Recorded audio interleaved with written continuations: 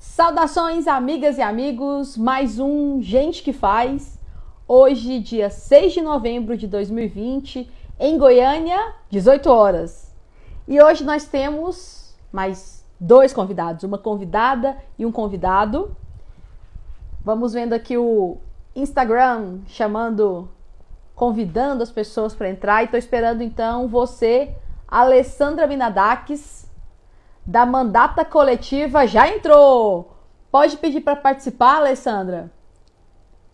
Aê, Jordaci, um abraço. Jordaci. Vem, Alessandra. Cai para dentro. Carla, um abraço também para você. Olá. Alessandra. Tudo bom? Bem-vinda. Obrigada. Desculpe o lugar, o barulho, mas você sabe bem o que é isso, que é correria de campanha. É campanha. Tem uma atividade agora na Praça Universitária, né? Aqui às 19 horas, então não ia dar tempo de chegar. Então, já vi. Você tá com fone de ouvido, Alessandra? Não, mas eu tô te ouvindo muito bem. Tá dando para você me ouvir? Tá, fala um pouquinho mais próximo, assim, porque aí por conta do som, com o fone seria interessante, mas tá ótimo, tá beleza. Pois é, esqueci o fone. Tá Mas todo mundo... Eu tô te ouvindo bem. É porque tá beleza? eu imaginava que eu ia encontrar um lugar menos barulhento aqui, não consegui. Rodei essa praça toda e não consegui um lugar sem barulho. Eu tô ouvindo os passarinhos, né? É. Nas revoadas aí. Todo mundo que tá nos assistindo aí tá ouvindo bem? Carla, Jordaci, tá beleza? Dá um joinha aí. Ó, alguém mandou aqui. Valeu, Jordaci. Beijão. Tá todo mundo ouvindo bem? Não, tá tranquilo então, Alessandra, tá beleza. Ó, bem-vinda. Que gratidão por você estar aqui com a gente. Eu não ia recusar esse convite. Hoje e segunda-feira, inclusive, nós estamos lá no... Segundamente, né? Exatamente, junto com o restante da mandata coletiva, a Motirô, né? O pessoal que tem 2 mandatos coletivos, isso é fantástico. Um com a Cíntia Dias, que também esteve aqui com a gente, da mandata coletiva agora, que são elas, 50-100. E você, do mandato coletivo, mandata coletiva, né? Motirô, 5333, junto com a Nira Soldeira e a Joana. Isso, Joana. Fantástico demais. Isso. Aliás, então, como que a gente faz aqui no Gente que Faz, Alessandra? Você que é gente que faz, gente de ação, coletiva e progressista. Coletiva mais do que nunca.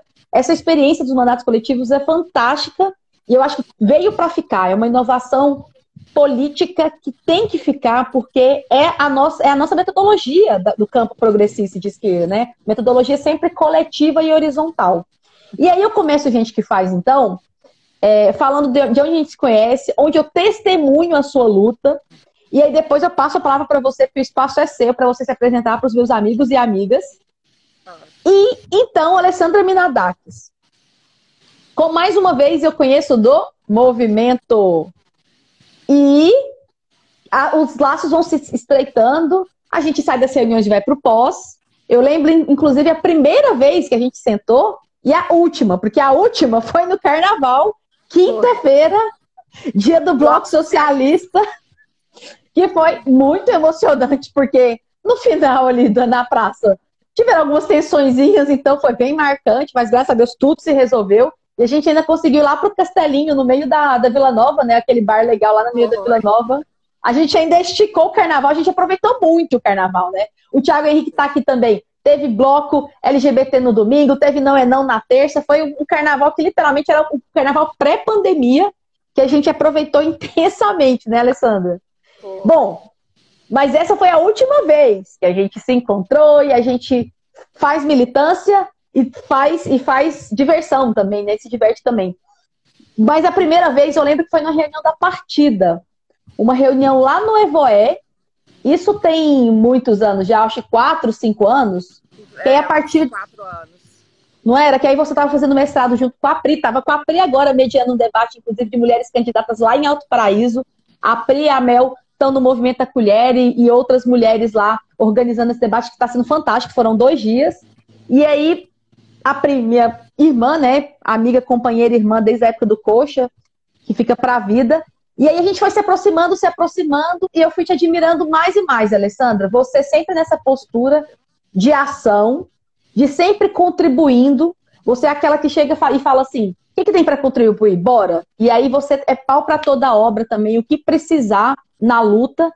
E, como eu disse, sempre coletiva. Então, eu acho que esse mandato coletivo que você está agora é um resultado natural da sua trajetória, de toda a sua trajetória de luta feminista, que tem partida, tem PSOL, tem tantas marchas de rua, onde a gente sempre se encontra, né? Nós que somos da rua, você está aí na rua agora, inclusive. E é isso, assim, eu tenho muita admiração por saber que eu tenho aqui no nosso campo jurídico, o nosso campo jurídico tão complexo, que nos prega esses absurdos dessa semana, no caso Mariana Ferrer, de saber que tem companheiros da nossa classe profissional que fizeram aquelas atrocidades.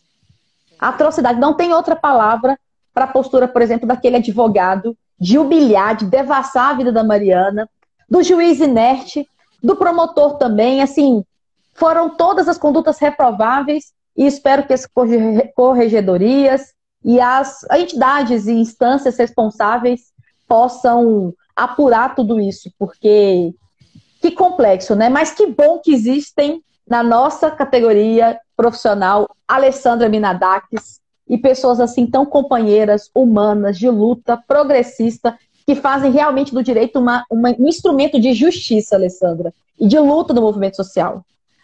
E, bom, falei demais, vou te passar a palavra, porque o espaço é seu, para contar aquela sua trajetória através daquela clássica frase do goianês. De onde você vem, para onde você vai, como que você chegou na campanha. Conta pra gente, quem é a Alessandra Minadakis? Nossa, depois de tudo isso, fica até tímida.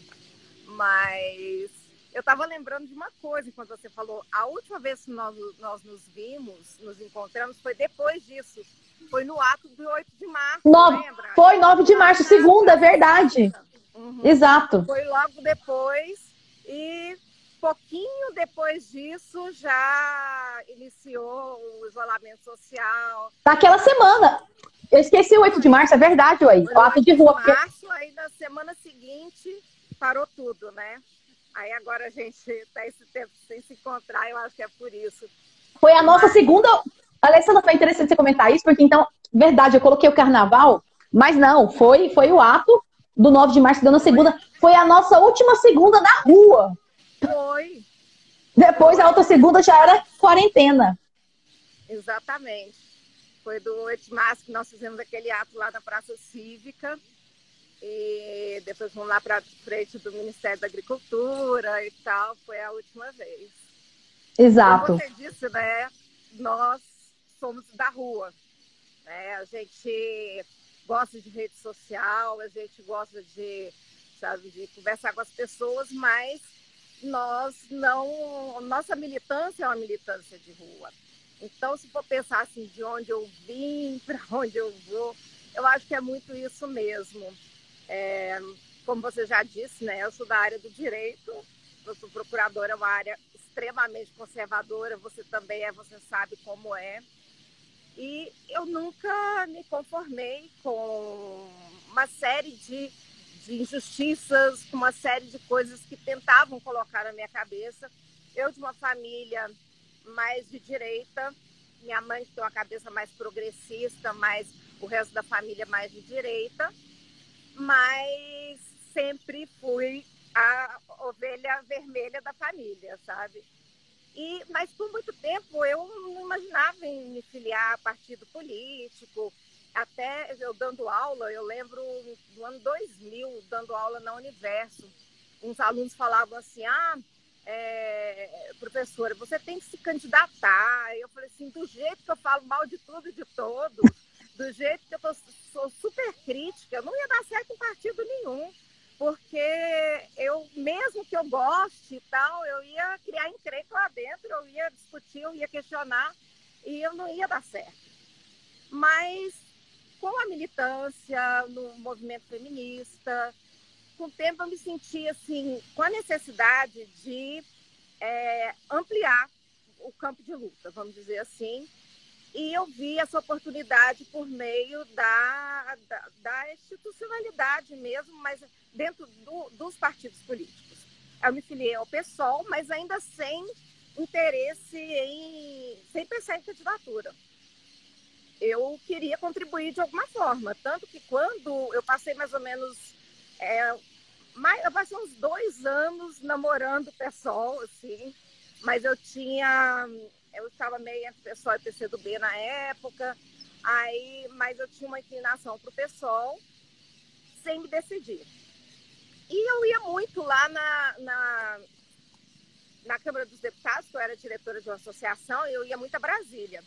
Aí eu ia lá na sala da liderança da Câmara e ficava conversando com o pessoal lá. Tem o Jorge Guimarães, que é daqui do pessoal aqui de Goiás também, a gente ficava conversando muito. Eu falava que eu ia me filiar, mas que eu queria contribuir de alguma forma, e eu achava que o jeito que eu poderia contribuir mais seria na área do direito. Eu falei, eu posso ajudar, eu posso... sei lá, ajudar a pensar em peças processuais ou alguma questão jurídica. Eu falei, eu quero ajudar de alguma forma. Só que eu não faço nada pela metade. Então, assim, eu cheguei chegando, participando do setorial de mulheres, aí eu entrei para uma organização, a minha primeira organização dentro do pessoal foi Insurgência, depois eu fui para o Subverta, mas sempre fui muito ativa em tudo que eu me metia a fazer dentro do partido. Com isso, fui para o Executivo Estadual, para o Diretório Municipal, e assim, porque eu queria fazer, queria participar, eu queria contribuir de alguma forma. Em 2018, eu fui candidata a deputada federal, uma campanha que foi muito difícil, foi uma época muito difícil da minha vida, e também, primeira candidatura, a gente se sente muito abandonada, eu acho, na época de eleição. Candidato, eu acho que uma vez eu conversando com um candidato que foi candidato a prefeito no interior de São Paulo, pelo PT, e eu comentei sobre isso com ele, né?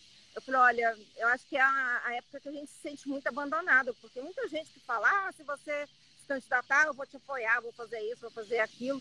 Aí você vê que o povo some, né? Muita gente some nessas horas, né?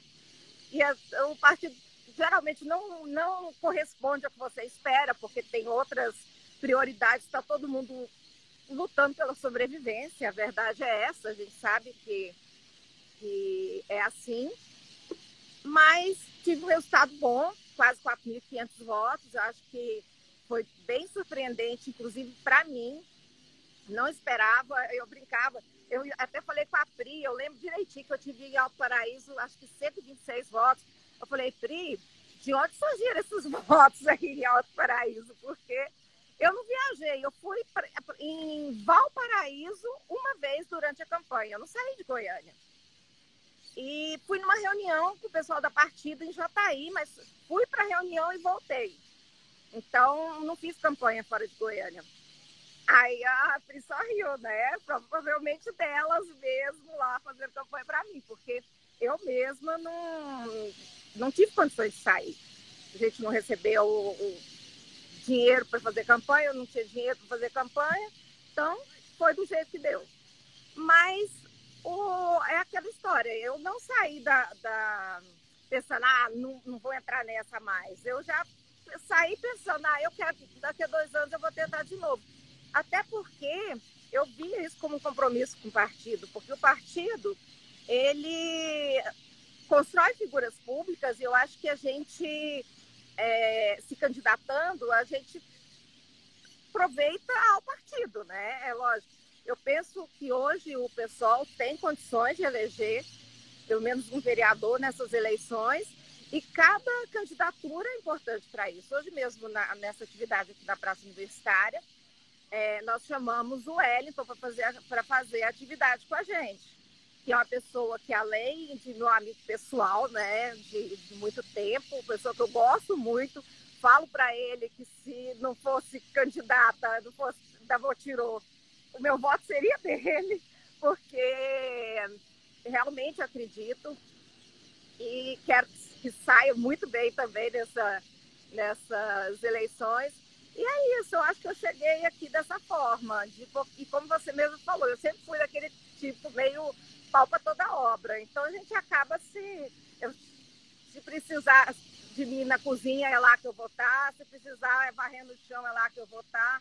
O que precisar que eu faça para ajudar, para colaborar com o que eu acredito, eu vou estar fazendo. E agora eu quero, assim, junto com a Nina e com a Joana, essa oportunidade de fazer mais, né? E através do mandato de vereadoras, no caso de co-vereadoras, né? Eu, Nina e Joana. Isso é fantástico, Alessandra. E essa questão do pau para toda obra, é tão sério isso.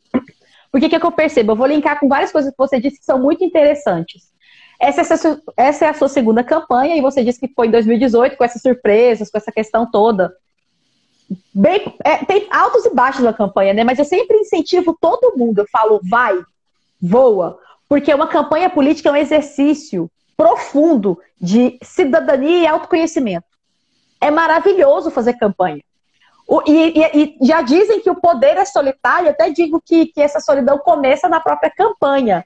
Ainda que tenha alguns momentos de solidão assim, e eu acho que eles até são necessários para a gente chegar a algumas reflexões, colocar frente a frente, fazer um debate com a gente mesmo, digamos assim.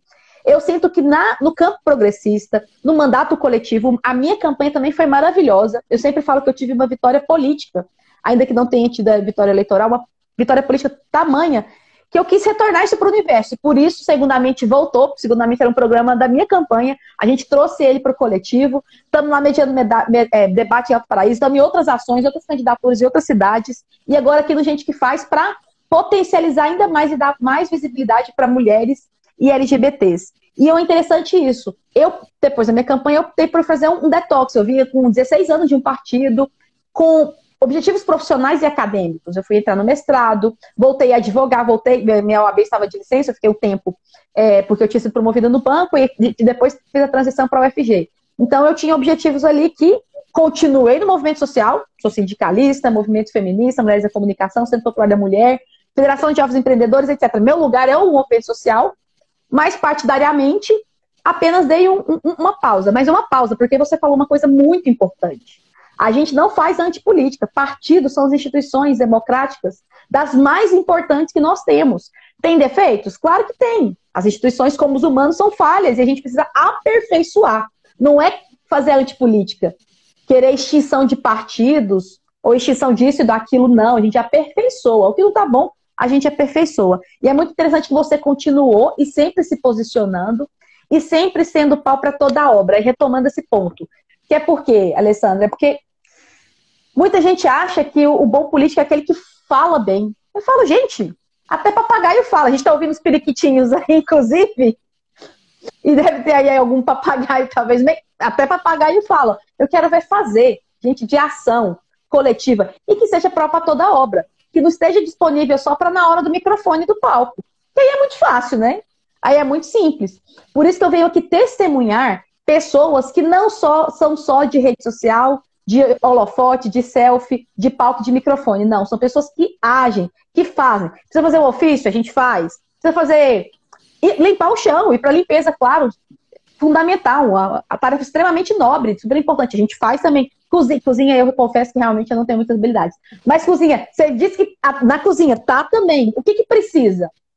A gente faz, não é isso? E eu acho que é esse ânimo, essa metodologia, esse método que constrói o campo progressista e faz a nossa luta ser tão horizontal, solidária e fazer, Alessandra, com que você tenha cento e quantos? 124 votos? 128? Não, lá em Alto Paraíso, 126, parece. 126, que é muito! 126 votos em Alto Paraíso é muito, porque lá o coeficiente é bem menor, né? É. Você nem teve na cidade, mas você é uma pessoa que inspira, que está conectada no movimento feminista lá também. A gente sempre se socorre aqui em Goiás, acontece alguma coisa, a gente está presente.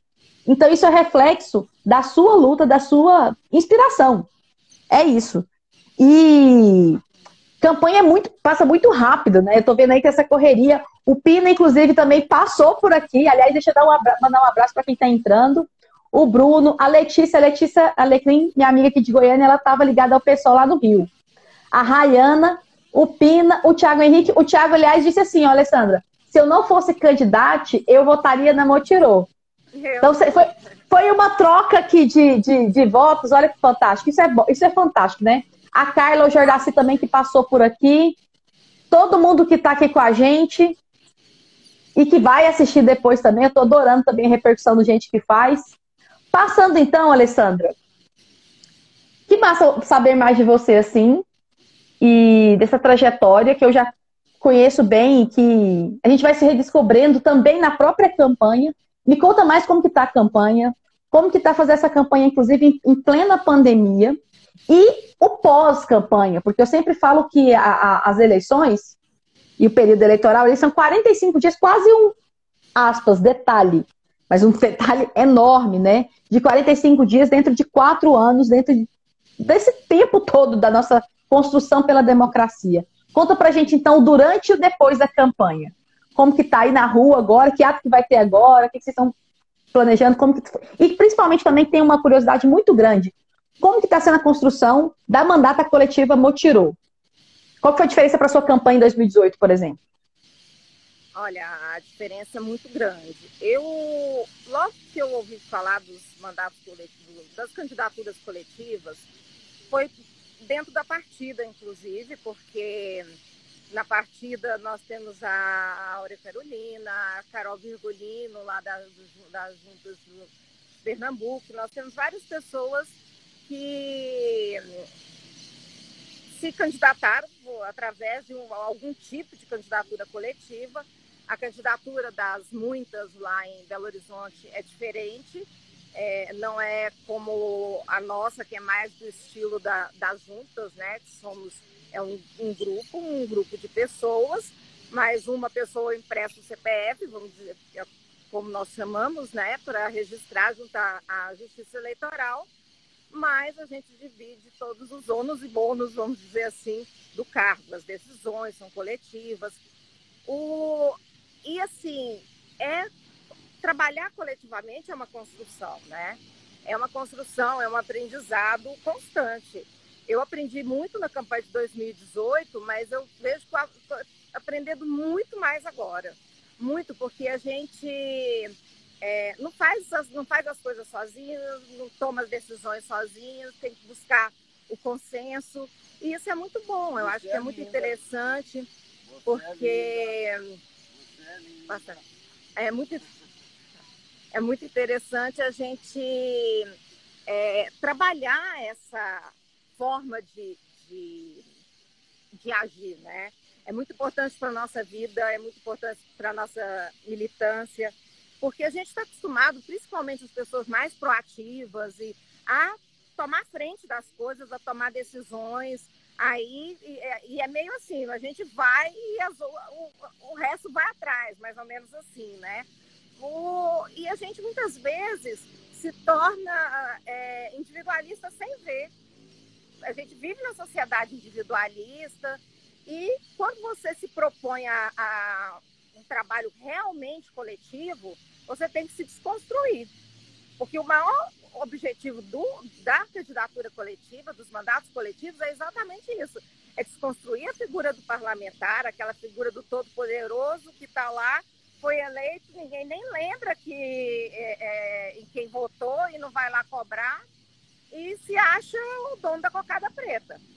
Mas a candidatura coletiva, ela já vem com esse propósito. Não, a pessoa, em primeiro lugar, quem se elege para servir. Ele está como representante ou ele está como representante. E a partir do momento em que a pessoa, no lugar de ser uma pessoa exercendo o mandato, ela se propõe a dividir isso com outras pessoas, sem que haja hierarquia, sem que haja nenhum tipo de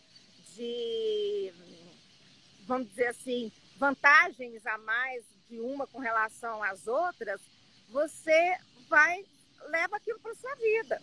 Então você passa, eu acho que isso é um aprendizado, a gente muitas vezes pode tropeçar nesse meio, tomar, às vezes, iniciativas de impulso, porque está acostumada a tomar iniciativa.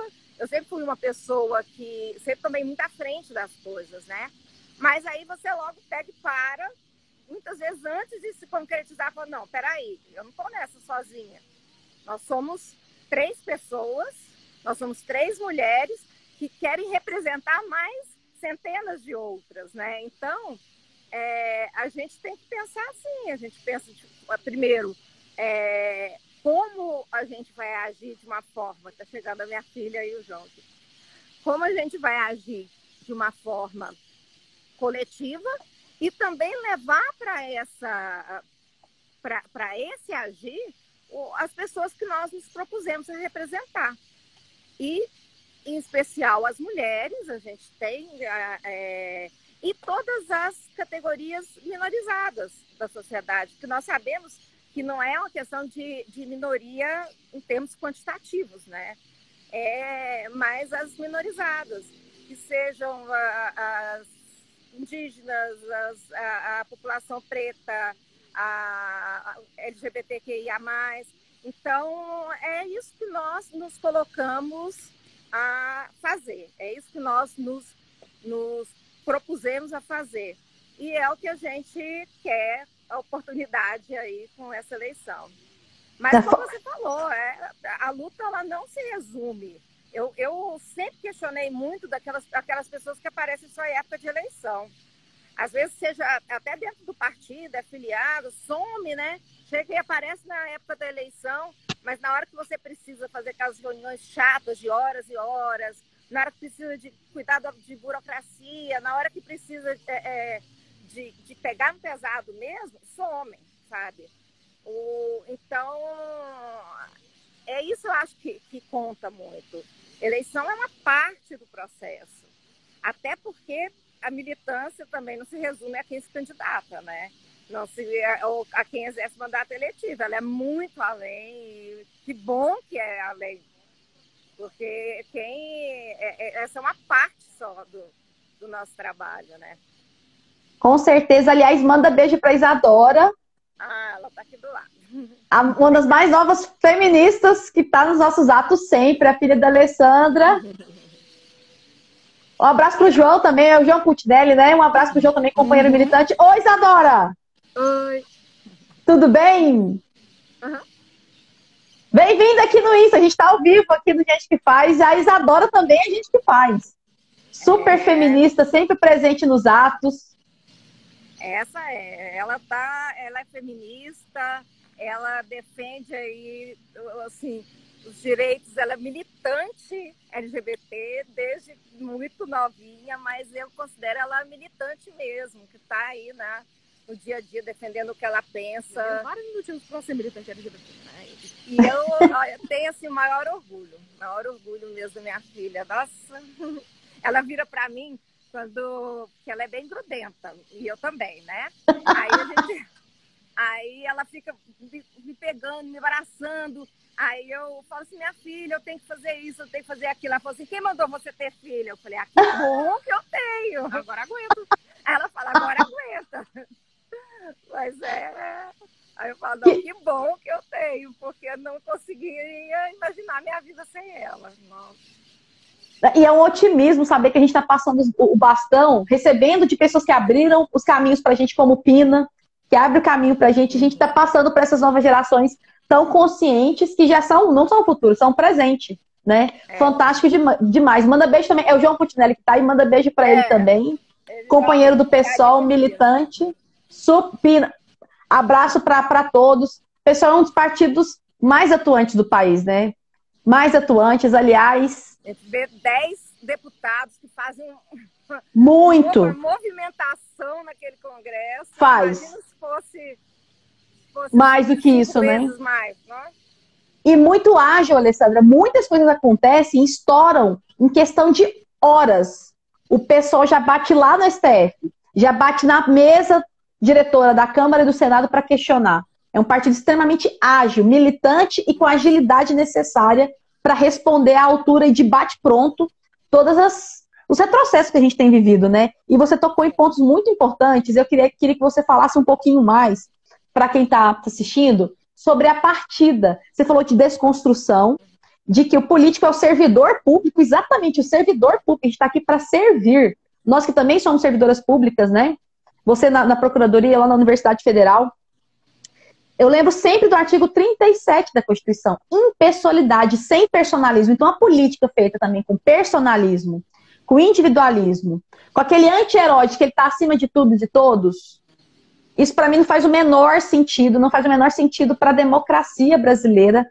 E a partir dessas desconstruções que você fala que nós também, né, como humanos, somos falhas, e aí a gente vai se desconstruindo e reconstruindo durante toda a nossa vida. Isso é um aprendizado contínuo. E a partida, é isso mesmo que vocês estão ouvindo, gente, partida no feminino, ela acaba sendo também mais um espaço de desconstrução, né, de uma nova proposta. Comenta pra gente aqui com o pessoal, além de beijos pra Isadora e para o João, para todo mundo que tá aí, quero mandar pra Magda e pro Luan, falando em nova geração. O Luan é priminho, filho de uma prima super querida e militante também, e que também tá vindo aí com essa consciência muito mais crítica e desconstruída também. Um beijo pro Luan e pra Magda que entraram aqui. Então, Alessandra, partida. Conta pra gente um pouco dessa construção que você constrói também. Sim, a partida ela surgiu em 2015, por uma iniciativa da Márcia Tiburi, né, que com o objetivo de fortalecer e de incentivar mulheres para ocupar espaços de poder. E ela visitou várias cidades no Brasil, inclusive Goiânia. Eu estava nessa primeira reunião. Eu sou do iniciozinho mesmo da partida. Primeiro dia em Goiânia, eu já estava lá. E o coletivo foi crescendo. Há uma parte da partida que tem, algumas pessoas têm a intenção de que se torne um dia um partido político exclusivo de mulheres. Eu tenho uma outra visão a esse respeito. Eu acho, inclusive, muito difícil criar partidos novos. Eu acho que a gente já tem bastante que consegue, vamos dizer assim, acolher diferentes formas de pensar, formas de agir, inclusive dentro da esquerda, né? Do campo da esquerda, mas teve essa discussão e ainda de vez em quando ressurge, mas principalmente sempre o objetivo da partida foi incentivar e formar mulheres para ocupar espaços de poder na política.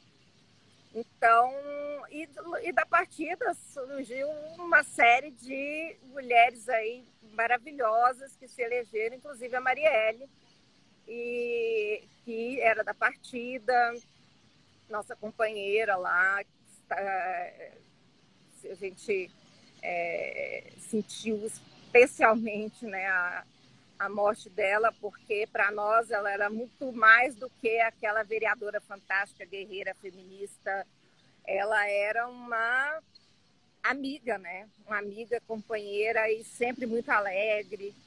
A Áurea Carolina, as meninas das juntas e outras pessoas que se elegeram, que saíram, que estiveram na partida e que estão. Elas continuam.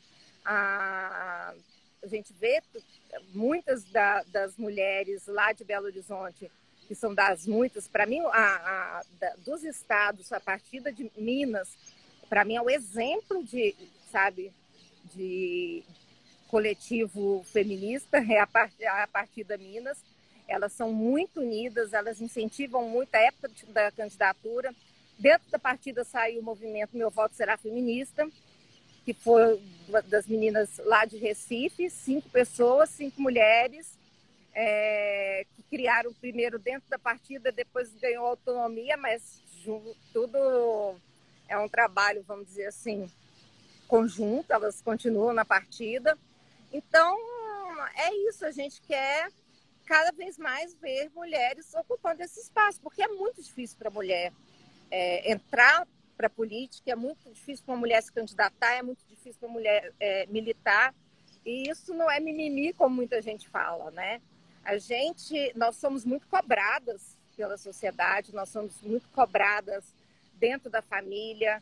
A gente não ouve ninguém falando assim, quando um homem vai se candidatar, ué, quem é que vai cuidar dos seus filhos? Agora, se uma mulher se candidata e ela é mãe, é a primeira coisa que ela ouve. Ué, isso é filha. Quem é que vai fazer isso? Quem é que vai fazer aquilo, sabe? Porque nos é colocada uma carga muito pesada, muito mais pesada do que é para os homens. E isso faz parte dessa cultura machista que a gente vive, né?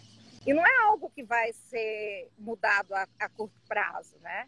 A gente vê, por exemplo, reações com relação a situações terríveis como essa, do caso da Mária Ferrer, né? Ela... Não, a Isadora aqui me corrigiu. A gente vê, assim, às vezes, comentários às vezes, de outras mulheres. A gente vê que as mulheres... ela foi estuprada, vamos dizer assim, inúmeras vezes. No ato, durante todo esse processo... em redes sociais, quando ela pelo advogado, pelo juiz, pelo promotor, a gente vê e é isso que acontece geralmente com as mulheres que sofrem algum tipo de violência, principalmente a violência sexual, né? Ela se torna de vítima, ela se torna culpada de alguma forma. Então, para a mulher candidatar não é fácil. Então, a gente precisa realmente estar numa rede. A gente precisa de uma rede de apoio, e esse apoio, muitas vezes, ele se dá das coisas mais simples, mas, às vezes, é uma palavra de confiança, uma palavra de incentivo. Então, é muito importante. Então, eu acho que a partida, ela cumpre muito bem esse papel, sabe? De incentivar as mulheres, de formar e de reunir, da gente aprender umas com as experiências das outras. Então, isso eu devo muito, eu falo que eu devo muito da minha militância à partida. Alessandra, que fantástico ouvir mais a partida. Eu lembrei agora do dia que eu liguei para a Márcia Tiburi para convidá-la aqui para uma agenda em Goiânia, só me engano, pelo Científicos. A gente ia fazer um evento junto com Mulheres da Comunicação, com a Rádio Universitária, acho que era isso. Liguei para a Márcia e ela atendeu. Aí eu, não, Márcia? Aí eu, não, peraí. Ah, eu sou sua fã. Aí eu começo a tietar, eu sou aquela que faço tietagem política. Ai, tipo o Suplicy, o dia que vem em Goiânia. Acho que eu, uau, quase morri também. Aí eu, super simples. Muito simples. Aí eu, aí ela, menina, não, desculpa, eu precisava expressar a minha admiração por você, que tem uma atuação fantástica, né? Além de toda a formulação teórica, política, ela faz uma atuação que, olha só, rende frutos. Eu não sabia que o Meu Voto Será Feminista nasce dentro da partida. E é uma das plataformas coletivas bem interessantes que promovem e dão visibilidade para candidaturas. Eu me cadastrei em 2016, salvo engano, é essa plataforma mesmo, Meu Voto Será Feminista, além do Vereadores que Queremos. E muitas pessoas chegaram até mim através dessas plataformas, Alessandra. Eu sempre comento, olha, para as candidaturas, se cadastrem nessas plataformas coletivas, porque muitas pessoas chegaram até mim, não foi por indicação às vezes. Foi justamente por essas plataformas. Que legal saber da história que nasce dentro da partida, assim como outras plataformas, como a própria Agenda Marielle Franco, que estava aberta aí para assinatura e adesão de candidaturas que fossem alinhadas com essas pautas. Isso, exatamente. E você comenta uma questão interessante de partidos, que a gente chegou num ponto de muitos partidos no Brasil, e agora a gente tem a cláusula de barreira. Então a gente está passando por um momento de inflexão.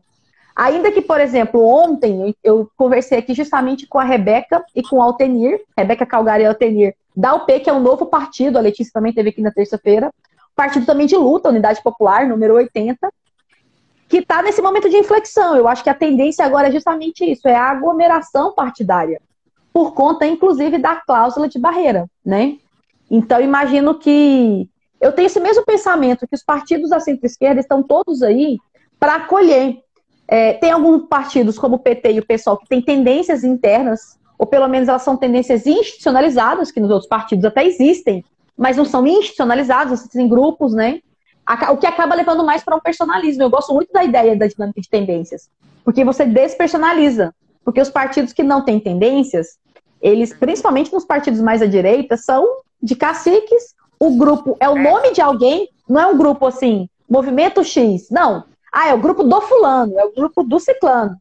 Isso não é uma política que, na minha visão, é participativa, democrática, despersonalizada, coletiva, né? Na minha visão, não é isso. E agora, caminhando, já ultrapassando os 40 minutos, agradecendo todo mundo que está passando aqui, a Fátima. A Fátima, o JP, o João Lucas passou por aqui também, a Elza, mandando um abraço, beijo para todo mundo que está aqui. E passando por aqui, que vai assistir também, logo, logo o Helder Dias também entra aqui. Já rompendo os 40 minutos, Alessandra, muito grata. Passar a palavra para você, então, fazer as chamadas considerações finais, falar o número da mandata coletiva Motirô, convidar meus amigos e amigas para estarem com vocês. Helder Dias acabou de entrar. Considerações finais, Alessandra. Mais uma vez, gratidão. Eu que agradeço o espaço, agradeço o carinho. E queria dizer que a Motirô está aí para representar as mulheres, para representar todas as categorias minorizadas dessa cidade, para contribuir para uma cidade realmente de todas e todos, e não para uma cidade de uma minoria privilegiada. É isso que nós queremos, que nós nos propomos. E que nós somos 3 mulheres, eu, Nina Solderi, Joana Porto, que no dia lá, que quem votar 50333 vai ver a minha cara lá nas urnas e a Alessandra da Motirô, mas vai estar votando nas 3, porque essa foi a nossa proposta, isso não é estratégia de marketing, isso é uma visão política e é assim que nós acreditamos que vai ser a nossa contribuição. Então, é isso. Alessandra, adorei esse encerramento. Isso não é estratégia de marketing, isso é visão política, isso é ação política. E aqui eu desejo muita paz e luz nessa reta final, faltam 9 dias. E a gente se vê segunda-feira no Segundamente, porque primeiramente fora Bolsonaro, 19 horas lá no facebook.com/Mulheres da Comunicação. Alessandra, gratidão, gratidão, gratidão. Vai aí para mais uma agenda de campanha. Estou sempre às ordens. Chama no zap que a gente vai sempre juntas. Vem vacina para a gente voltar para a rua com toda a segurança. E avante. Hoje e sempre. Valeu, Alessandra. Obrigada. Beijo. Beijão. Beijão.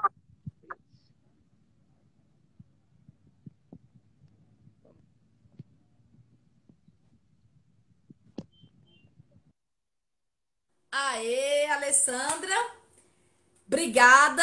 E agora para meu segundo amigo, Helder Dias, pode pedir participação. Agora, apareceu aqui, então eu consigo te puxar, é isso? Olha, acho que eu tô te puxando, eu tô aprendendo a mexer aqui. Vamos lá, venha, Helder, cai para dentro. Helder Dias. Tá vindo, tá vindo, tá vindo. Te enviei solicitação, acho que deu certo. Helder. Aê! Bem-vindo, Helder! Olá! Olá! Você viu que eu pareci que acabei de sair do banheiro, né? Olha o cabelo. Você vê a correria que eu fui. Na verdade, não saí do banheiro, não. Eu saí correndo mesmo. Então, eu tô suado. Helder sempre figura um humor sempre fantástico. Esse humor que eu preciso testemunhar também. Esse humor que é 24 horas. O Helder manhã, tarde, noite, madrugada, a gente madruga conversando. Principalmente nessa época de campanha. Quem é viciado em política, né, Helder? Isso é sempre animado, assim. Sempre com humor maravilhoso. O problema é estar em uma campanha e de olho em outra, né? Porque esses 3 dias aí foram complicados para fazer campanha para mim, porque eu acho que é a notícia mais importante do ano. Depois, infelizmente, a notícia triste da pandemia ser decretada em março e de tudo que aconteceu por ela, a notícia mais importante do ano é a derrota, a derrocada do projeto trumpista, do projeto americano, que, para mim, assim, esse projeto de pessoa de ser derrotado, né? Porque, olha, hoje eu estou muito feliz. Hoje foi um dia muito difícil para mim, pessoalmente, em termos de campanha, muitas coisas para campanha pequena, né? Mas, assim, e essa notícia de amanhecer com Georgia on My Mind e Streets of Philadelphia, então, isso para mim foi muito feliz. Estamos muito bem. Campanha pequena, mas de luta, exatamente, Helder, tá eletrizante. É um olho na campanha aqui no Brasil e outro numa campanha que acaba sendo decisiva para o mundo, né? Olha, eu tenho um termômetro. A minha mãe está super conectada. A minha mãe é desconectada um pouquinho, assim, de política partidária, com essa fissura que a gente tem. Ela acompanha, vota, tal, super consciente, progressista. Mas ela é um pouco desconectada, principalmente de política internacional. Eu nunca vi a minha mãe acompanhar uma eleição dos Estados Unidos. E ela está super acompanhando o tempo inteiro. E brigando com a TV. Porque ela disse que não consegue olhar para o olho do Trump, igual ela não consegue olhar para o olho do Bolsonaro. Porque ela fala assim, gente, olha que olho. A começar pelo olho desse povo, que olho ruim. A minha mãe tem essa visão e ela está lá super conectada. Helder, então, bem-vindo. O espaço é seu, mas eu preciso antes testemunhar, dizer de onde a gente se conhece, de onde a gente se conectou mais ainda, para te passar a palavra e você falar para a gente. Estou aqui falando com você, chamando algumas pessoas aqui, porque eu não tive tempo, tá? Não, tranquilo, chama aí no grupo. Chama aí no grupo da República do Itatiaia. Quando eu falo isso, eu lembro do Renato Cirino.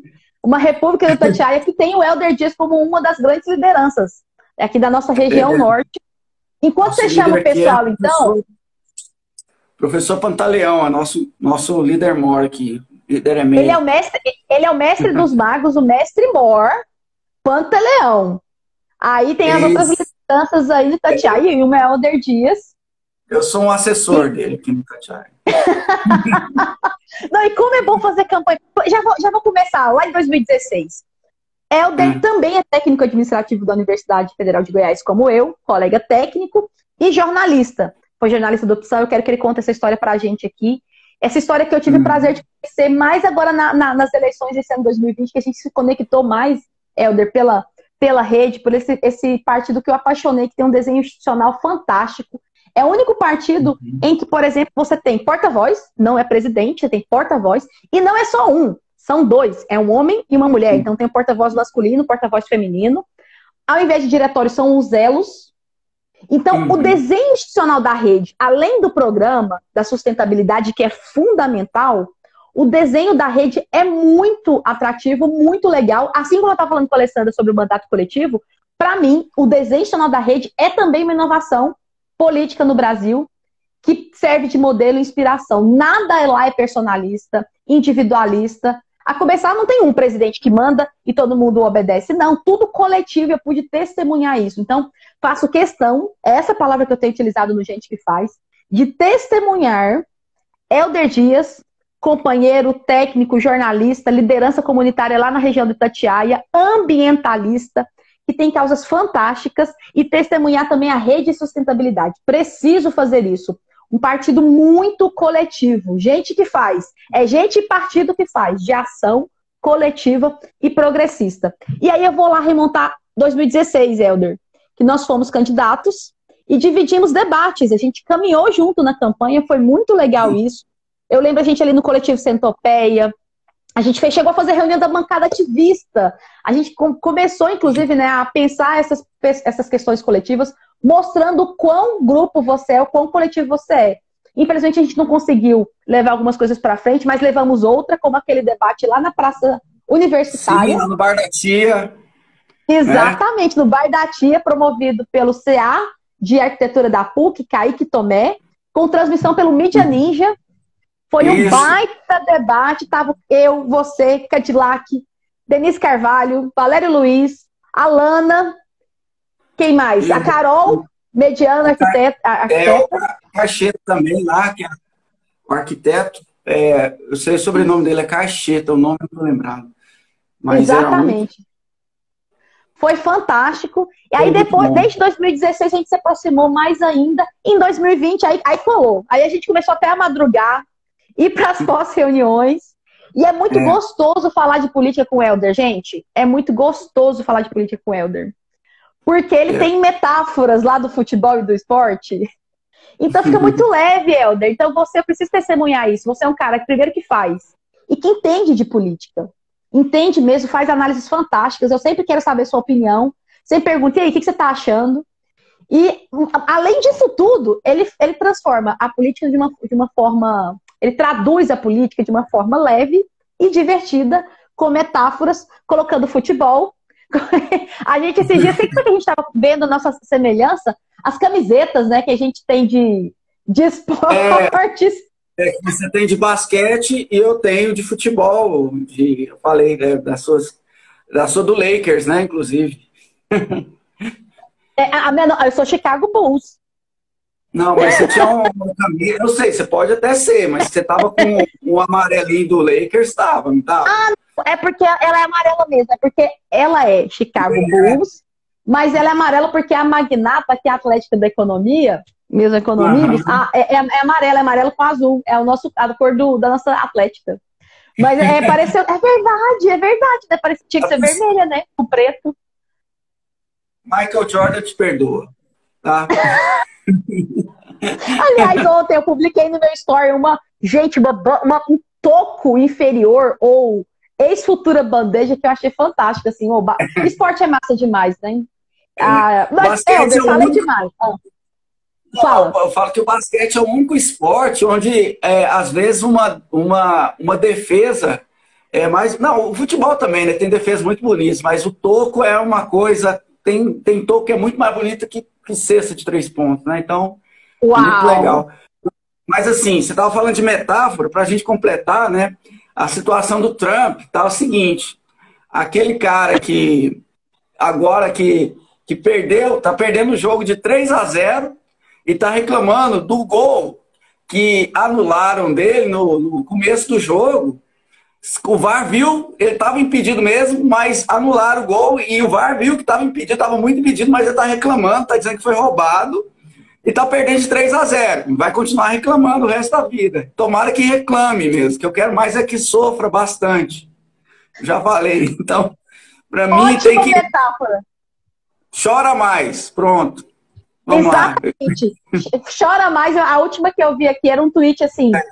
não sei o que, Trump for Biden, que é proibido em inglês, né? For Biden, forbidden, proibido em inglês. Achei fantástico, achei fantástico. Ótimo. Mas olha... eu vi uma outra também, uma piadinha com eles, falando Biden. Trump, Biden. Então, em inglês, né? Boa. Não. Ainda bem que a gente tá rindo da situação, viu, Helder? Porque a gente poderia estar numa situação muito mais de choro, porque eu choro nessas horas. Eu quero falar, porque é o seguinte, a gente está falando de Goiânia, a gente está aqui para fazer um debate sobre Goiânia, mas a eleição que está ocorrendo lá nos Estados Unidos, ela, por menos que as pessoas façam a ligação, muda tudo para a gente aqui. Não é só por conta, o pessoal pensar por conta do Bolsonaro, é uma ligação muito rápida que o pessoal fala, o Trump perdeu, o Bolsonaro se ferrou, né? Para dizer uma palavra educada. Mas ele é mais do que isso. O que a política toda do Trump é uma política que não existe nem nas coisas mais radicais anteriores do Partido Republicano, que é o partido mais conservador lá. Não existe, é muito além disso. Então, é muito mais destruidor do que qualquer coisa que a gente tinha visto, né? Tanto é que ele apostava muito na Pensilvânia, porque a Pensilvânia é o lugar onde tem fontes energéticas, ele investiu muito em fontes energéticas poluentes, né? xisto, outras coisas assim, lá na Filadélfia. Então, lá na Filadélfia, não, na Pensilvânia como um todo.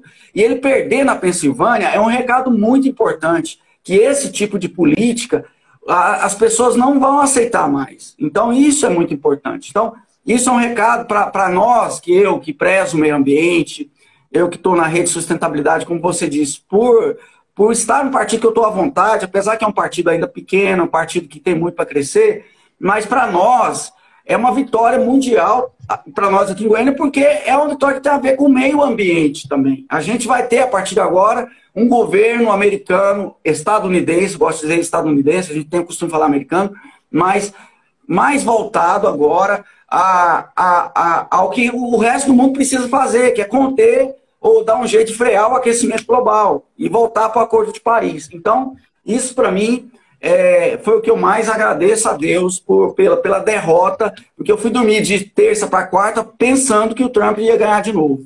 Quando eu acordei, a coisa já estava mudando e depois durante o dia foi muito bom. Então, olha, que bom que a gente tem aquele que eu chamei de monstro hoje, que é um monstro mesmo, o que ele faz, o que ele tem feito, seja com os estrangeiros, seja com as mulheres, seja com os negros, seja pelo que ele fala, é um monstro. Então, que os monstros se vão. Pronto. E aí a gente acaba, vamos falar mais de Trump, vamos falar de Goiânia. Mas, Helder, fantástico, você resumiu o que representa pra gente e resumiu o que representa o Trump pro mundo, assim, né? É monstro.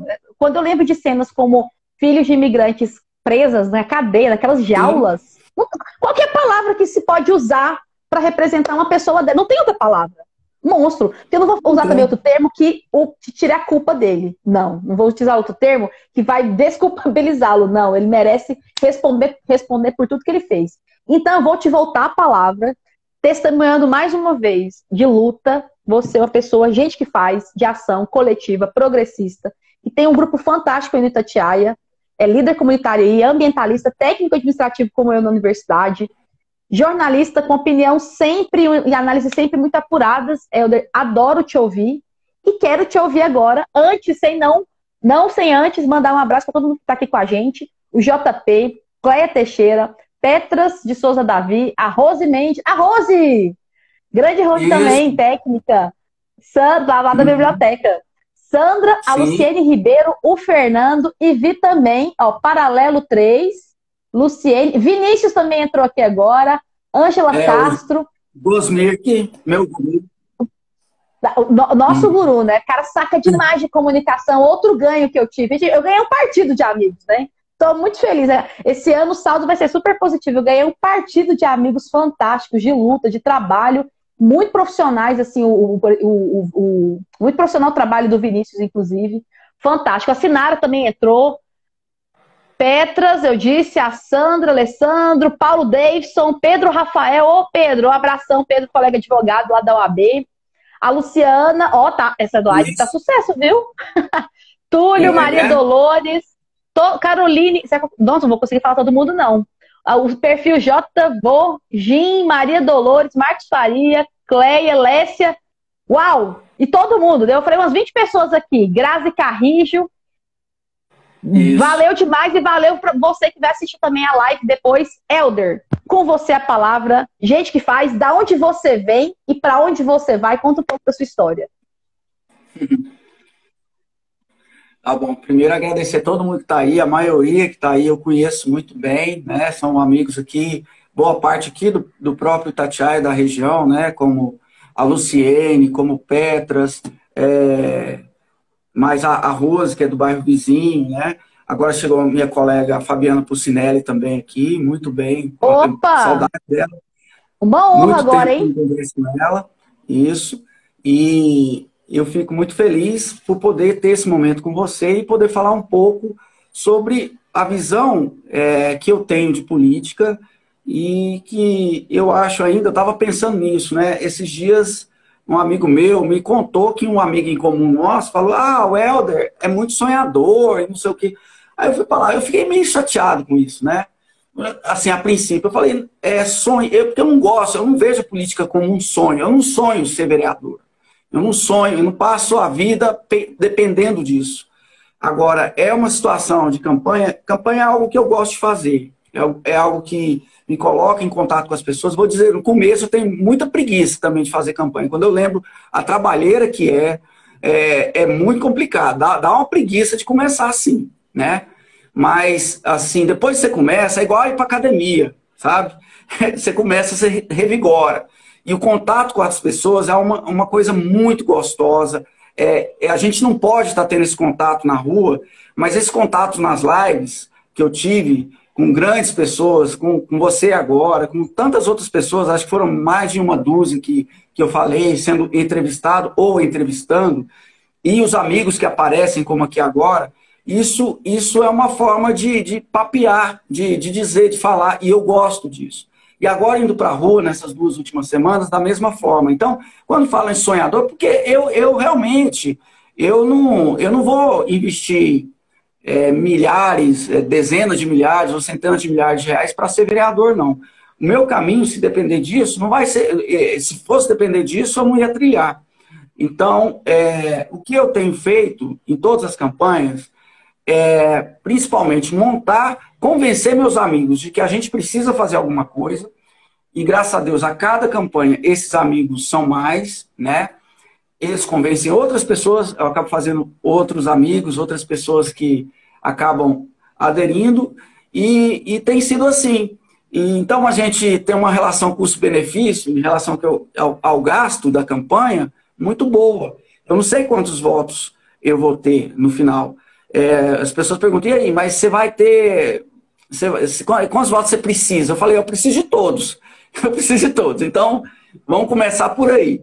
Porque realmente é uma eleição atípica, tem que pensar em quociente eleitoral, tamanho da chapa, um monte de coisa. Então, eu procuro não pensar em quantos votos. Eu procuro fazer o que precisa ser feito, dentro das limitações que temos, mas sempre com a proposta de, aonde eu moro, de ser uma pessoa presente na comunidade, que eu acho que é o mínimo que alguém que mora há 42 anos no mesmo lugar precisa fazer, como vereador, né? Então, é a primeira coisa. Se as pessoas que votarem em mim, aqui no Itatiaia, se eu for vereador, elas vão me ver aqui na vida do bairro muito mais do que veem hoje.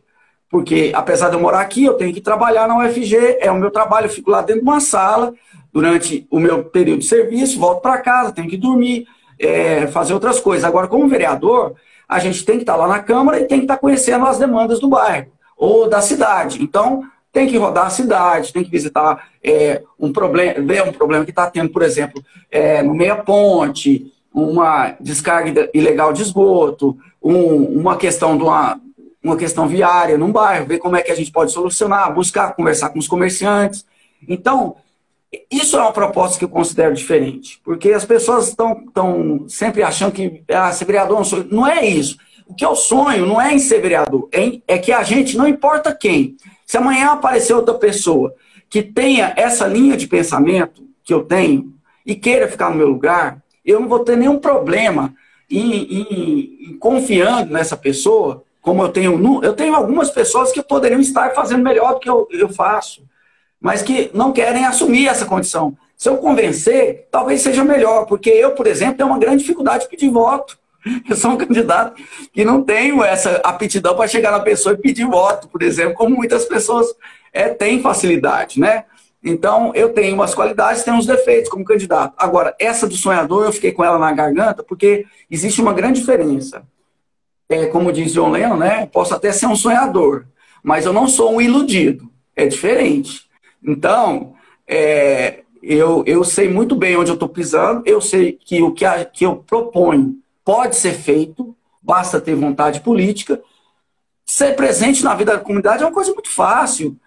Procurar fazer as pessoas se mobilizarem, se você tem tempo para isso, se você tem liderança para isso, se você tem pessoas que confiam no seu trabalho para isso, vai se tornando uma coisa cada vez trabalhosa, mas vai se tornando uma coisa, porque as pessoas, elas aprenderam a ganhar de presente, né? As pessoas querem um salvador da pátria, por isso votaram no presidente que está aí, porque elas querem soluções mágicas. As soluções precisam passar pelo crivo das próprias pessoas, né? As pessoas precisam participar do processo. O comércio daqui do Itatiaia, por exemplo, não vai melhorar se o comerciante não se envolver.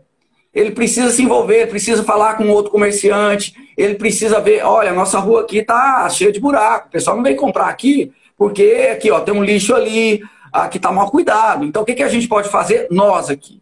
Ah, vamos falar com parques e jardins? Ah, mas parques e jardins tem... O que a gente pode fazer da nossa parte para ajudar? Vamos fazer uma liga? Vamos fazer alguma coisa aqui entre nós? E aí a gente começa a mudar pelo menos a realidade da nossa parte. Quem pode ajudar nisso? Eu estou disposto a propor ideia, a fazer essas pessoas se convencerem, começar a convencer, e depois elas se convencerem de que isso é possível, e a gente começar a mudar a história do lugar, sabe? Aquela história da vidraça quebrada, né? Vamos consertar a vidraça, e aí depois a gente pinta a porta da casa, a gente faz muda uma telha quebrada ali, tira, passa uma água na porta lá, fica bonitinha a calçada, e a gente vai mudando a história. Então tem que ser aos poucos. Mas eu não considero que isso seja algo ilusório. Pode ser até um sonho. Se for um sonho, eu digo que é uma meta para mim. É uma meta. Se é uma meta que a pessoa achar que é uma meta idealista, que seja. Mas eu tenho certeza que a gente pode fazer diferente na política. E, assim, como servidor público, eu acho também que o vereador é um servidor público com tempo delimitado, de 4 anos. Ele está ali no cargo, ele tem que servir a população da melhor forma, ele tem que ter um gabinete bem formado, ele precisa ter pessoas competentes. Não estou dizendo que sejam pessoas com diploma, não. Sejam pessoas competentes, porque às vezes você tem uma liderança no bairro, a pessoa, mas aquele cara não sabe nem escrever. E tá lá. Às vezes aquele cara tá te ajudando muito mais do que um cara que tá com diploma e vai lá só para simplesmente colocar o paletó em cima da cadeira. Então, não é questão de ter diploma, não é questão de ter currículo, é questão de ter vontade de fazer e aptidão para o que se faz. Isso você faz no gabinete, e a verba de gabinete tem que ser para isso, não é para fazer rachadinha, como está sendo costume aí, né, em algumas assembleias legislativas e algumas câmaras municipais também. Então, o dinheiro é para fazer um gabinete que sirva a população. Então, a partir daí, tendo transparência no que vai fazer com relação aos gastos do gabinete, mostrando isso para as pessoas, falando para elas o que está acontecendo na Câmara, a gente começa a mudar a imagem que é um vereador para a população que acha que é aquele cara que aparece 4 em 4 anos para pedir voto. Não pode ser assim mais. Helder, você é gente que faz e gente que sabe o que faz. Gratidão pela troca. Eu vou aqui do lado aqui anotando os pontos aqui, muito conteúdo, e eu vou resumir um conceito de competência que você traz, e eu acho que você exerce esse conceito muito bem, que é o chá, que é conhecimento, habilidade e atitude. Não é diploma, como você falou, eu adoro suas metáforas. Achar que é só colocar um terno ali na cadeira e sentar ali, não. Tem que ter conhecimento, tem que ter habilidade e aptidão, e tem que ter muita atitude, porque tem questões, vários problemas que ainda são reversíveis em Goiânia, que é questão de vontade política. Ainda Sim. são. Eu acho que a nossa geração tem uma responsabilidade muito grande, porque tem coisas que se a gente resolver agora na nossa geração, é reversível. Problemas que são Sim. reversíveis agora. Se a gente deixar passar, Helder, uma geração tem problemas que grandes metrópoles enfrentam que são irreversíveis. Então, a gente está numa responsabilidade histórica fantástica. Você coloca o papel do servidor público. Eu tinha acabado de comentar isso com a Alessandra, que também é servidora pública, que nós somos... Sim, o político é o servidor público. Exatamente, procuradora federal, também servidora pública. E a política é isso. Esmeraldina público. Também, ela. A Esmeraldina também. Voltando para a questão do esporte, mas... Tá lá na Praça Universitária agora. Tinha altos periquitinhos lá na nossa, como sonoplastia da nossa live, do nosso bate-papo, nossa conversa, que não é nenhuma entrevista, é uma conversa entre amigos e amigas que eu preciso testemunhar, que são gente que faz de ação coletiva e progressista, que querem ser políticos como servidores públicos e não salvador da pátria. Personalista, eu sou melhor e só eu sei, e só eu vou ganhar, e faz a antipolítica e demoniza partido, demoniza a própria política. E o que eu sempre digo, a solução para a política é mais política, não é menos política. E política é isso que você disse, que a gente adora fazer. Política é gente, política é conversar, política é dialogar, ir para a rua, né? Tá com o povo, tá nas feiras. Eu lembrei aqui agora da gente se encontrando em 2016, fazendo campanha lá na Feira do Itatiaia, com o nosso mestre mor Pantaleão. Exatamente. Mestre Mor Pantaleão. O pessoal que está aqui, amanhã a gente vai para a feira. Quem quiser encontrar comigo, eu vou estar lá amanhã de manhã. A nossa feira do Itatiaia aqui. Então vamos conversar com vocês. E o Pantaleão deve estar lá também, né? Sempre dialogando com a população e todos os dias. Que a gente não é político que faz política de 4 em 4 anos, que aparece só de 4 em 4 anos, não. Você não vai só na feira do Itatiaia, porque você vai amanhã. Você vai na feira do Itatiaia, porque você vai todo sábado, vai estar sempre lá durante os 4 anos, pensando na questão do Itatiaia. E outra coisa que eu admiro muito em você, Helder, é que você tem a sua pauta ambiental, a pauta social, a pauta da região norte, que tem uma conexão muito grande com a pauta ambiental. Nós somos o berço das águas desde o primeiro plano diretor em Goiânia, lá na década de 30. Mas você tem uma visão da cidade muito grande também. Você é um vereador para a cidade. Tem uma visão ampla. E como eu disse, pensei isso agora, é gente que faz, que sabe o que faz. Então eu não poderia deixar de passar o gente que faz sem estar conversando com você, dialogando aqui. E para a gente falar de política. Para mim está sendo fantástico. Eu aprendi demais com você, Helder. Eu tenho gratidão pelo ano que a gente teve, numa eleição e em um ano atípico, pela pandemia, pelas mudanças eleitorais. A cada eleição a gente tem visto inovações eleitorais, e nessa, o fim das coligações, mudou muita coisa, mudou coeficiente, mudou coisa demais. Eu até fiz uma entrevista com o Murilo Soares, que é advogado da rede, lá no Voz da Mulher, tá lá no Spotify, podem assistir as entrevistas, que eram sobre as inovações jurídicas nas eleições. O que há de novo em 2020, e há muita coisa nova em 2020. Então, tá sendo uma eleição atípica por N motivos. Para além da pandemia, já seria atípica. Com a pandemia, virou uma eleição muito diferente. E você teve participação em outras eleições, né? Conta um pouquinho mais dessa história sua, que é muito experiente, você é uma das pessoas que eu sempre gosto de ouvir, porque entende demais de eleição, de política, e com uma humanidade, com uma humildade, Helder. De verdade, né? Porque eu tô falando com você aqui, não preciso rasgar a seda para ninguém, eu preciso testemunhar o que a pessoa é para os meus amigos e amigas. Conta mais um pouquinho do Helder Dias pra gente. Então, na verdade, essa história, eu não sou de família política, eu nunca tive nenhuma tendência familiar a esse meio. O que eu tive foi uma educação muito voltada à questão da cidadania e vou dizer, uma educação muito crítica, né? Eu estudei no colégio de aplicação, basicamente minha vida toda, só os 3 primeiros anos escolares, o primeiro e segundo aninho lá, né? Muito criança ainda. Você nasceu no Itatiaia, depois então? Eu fui pra lá e... Você nasceu no Itatiaia? Você nasceu no Itatiaia, então? Quase. Na verdade, eu nasci na Campininha. Nasci no Hospital São Salvador, lá no setor oeste. E meus pais, eles moravam de aluguel lá em um barracão lá em Campinas, na Avenida Ceará, né? E quando eu tinha acabado de fazer 4 anos, a gente foi sorteado aqui pela Coab, né? Uma casa da Coab aqui no Itatiaia. Então eu vim para cá no começo do Itatiaia, não tinha muro, não tinha asfalto, a casa era naquela cerâmica do vermelhão, né? Que você tinha que passar cera, passar xadrez, passar aquela cera comeína. Então, eu encerei demais, né, com a mão. Eu gostava daquele cheiro da cera comeína, aquilo dava um cheiro... dá vontade de comer aquela coisa pastosa. Nossa, é coisa de Memórias menino, da infância. Né? Não, memória da infância 80. Só a gente vai entender o que é isso. Ninguém sabe o que é cera comeína mais. Mas o pessoal que está entrando na live aqui, eu conheço alguns pela idade, sabem sim, viu? Um abraço aí, Vitória, um abraço, Fernanda, está entrando aqui. Mais gente que entrou. Mas, enfim, aí, na aplicação, a gente tem uma base muito crítica da sociedade. Depois eu fui ver, esses tempos atrás, eu vi algumas redações que eu tinha feito, né? Eu falei, nossa, mas eu já era meio, assim, crítico em relação a essas questões desde pequeno, né? Eu não me lembrava disso.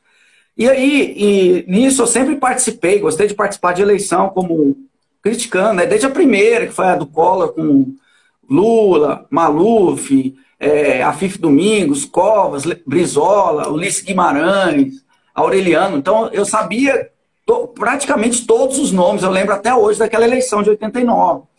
Aí eu comecei apoiando, na época eu falei, nossa, eu gostei desse Collor, ele parece que é bom, né? Isso antes do Collor virar candidato, quando ele veio com aquela história de caçador de marajás, aí tinha um Collor 88 pichado na rua, assim, eu falei, não, o cara é bom mesmo, que o povo tava até pichando, né? Eu falei, o cara é rebelde. Aí a eleição foi adiada para 89. E depois a história do Collor a gente conhece, né? E começou a aparecer. Eu falei, não, esse cara não presta, não. Isso com 15 anos. Aí mudei para o Afif, né? Afif Domingos, que tinha aquele Juntos Chegaremos Lá. Não sei se você não vai lembrar, né? Mas ele tinha um negócio assim, ó, fazer assim. Juntos Chegaremos Lá, eu achava bonitinho. Mas aí eu vi, não, o cara também não é bom. Aí fui pro Covas. E na verdade, eu queria que o Covas fosse o presidente aquele ano. E meu pai era Collor, né? Collor. Segundo turno, eu lembro que a gente chegou a brigar mesmo, assim, de discutir. Eu falei, pai, esse cara é um ladrão, o senhor tá vendo que é bom?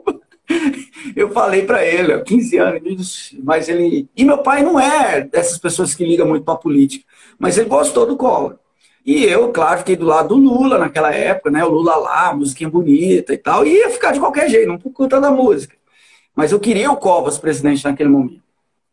E depois disso, eu sempre participei, né, das campanhas, assim, como apoiador, militante, né, sempre apoiando quem eu achava que merecia. Me decepcionei muito com o mensalão do PT, isso me fez repensar tudo, mas antes disso tinha acontecido uma coisa que me fez ser candidato em 2008. Em 2004, eu fui fazer campanha lá na região noroeste. E eu gosto de contar essa história para as pessoas entenderem que, apesar da nossa condição remediada, que tem classe média que acha que tem um carro financiado já pode, né, já tá bem melhor do que os outros pobres que anda de ônibus, né, que tem uma motinha, às vezes CG e tal. E assim, na verdade, a gente tem uma realidade privilegiada, tendo, por exemplo, um salário... igual eu, de concursado, de servidor, a gente sabe, né, Michele, que é um salário que não tem nada de marajá, que, na verdade, está aí há mais de 10 anos sem ter correção, né, assim... Está na base da pirâmide de serviço público, na base da pirâmide de serviço público. E a reforma administrativa, aproveitando, vai atacar a gente, não vai atacar o topo, que já querem tirar quem realmente tem penduricalho, quem recebe acima do teto. Os privilégios não estão sendo atacados com a PEC 32. Com certeza. Então, assim, a gente tem tantos motivos aí para pensar em como essa reforma vai afetar, né, a nossa vida. E a gente que é servidor público, a gente sabe que não tem nada disso. A grande maioria de nós não é de pessoas incompetentes, nem de pessoas irresponsáveis, como querem dizer, né, preguiçosas, etc. Enfim... Mas voltando aí, lá, né, fazendo essa abordagem das pessoas, eu cheguei numa casa que estava assim, né? Que eu bati na porta no fim social. E eu bati na porta da casa, assim, né? Bati palma. E não atendeu ninguém, bati de novo. Na terceira vez que eu bati, abri o vidro da sala lá da casa, uma casa bem humilde. Aí uma menina de uns 9 anos atendeu, eu falei, perguntei, cadê a mamãe? Não, a mamãe está trabalhando. Aí eu falei, pensei assim, papai deve estar trabalhando, né, também. Mas perguntei, e aí o papai? Não, o papai está preso. Desse jeito. E aí, ué, mas quem está com você aí? Não, meus irmãos. Chamam alguém pode atender? Eu pensei que eles eram maiores. Não, eles são pequenininhos, eu estou cuidando deles aqui. Uma menina de 9 anos, cuidando de irmãos menores, enquanto a mãe trabalhava e o pai estava na cadeia. Então, isso me fez pensar muito no que a gente tem construído em termos de sociedade. Naquele momento, assim, realmente eu falei, nossa, outras coisas que aconteceram, né? Mas isso me fez falar, putz, a gente tem que ter um pouco mais de responsabilidade com o que a gente constrói, né, como sociedade. A gente precisa ter um pouco mais de empatia com as pessoas, né? Saber pisar o chão das outras pessoas, conhecer a cidade. fazer alguma coisa por outras pessoas. E aí me veio a vontade de ser candidato. Isso foi em 2004. E eu pensei, não, eu quero ser candidato a vereador em 2008. E aí eu fui. Eu procurei estudar um pouco sobre que partido, quais coisas. Não sabia nada de profundamente partido.